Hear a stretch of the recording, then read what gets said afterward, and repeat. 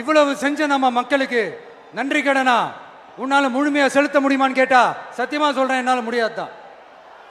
இன்னும் எத்தனை ஜென்மம் எடுத்தாலும் அந்த நன்றி கடனை என்னால தீர்க்கவே முடியாது. அப்புறம் என்ன மானாவுக்கடா நீ வந்திருக்க அதானே கேக்குறீங்க? மைண்ட் வாய்ஸ் கேட்ட மாதிரி இருந்தது.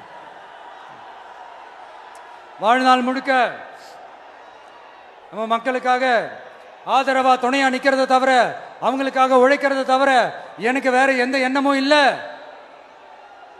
எனக்கு இப்ப வேற வேலையும் இல்லை. இனிமே எனக்கு இதுதான் என் வேலையே, என் கடன் இனி என் மக்களுக்கு பணி செய்து கிடப்பதே. இப்படியா ஹார்ட் டு ஹார்ட் யதார்த்தமா பேசிய பழகிட்டோம்.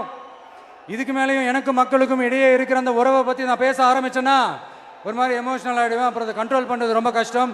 அதனால என்னை மனசார நேசிக்கிற நம்ம மக்களுக்கு ஒன்றே ஒன்று சொல்கிறேன், இந்த விஜய் உங்க விஜய், உங்களுக்கான விஜய், உங்களுக்காக மட்டுமே இருக்கிற விஜய்.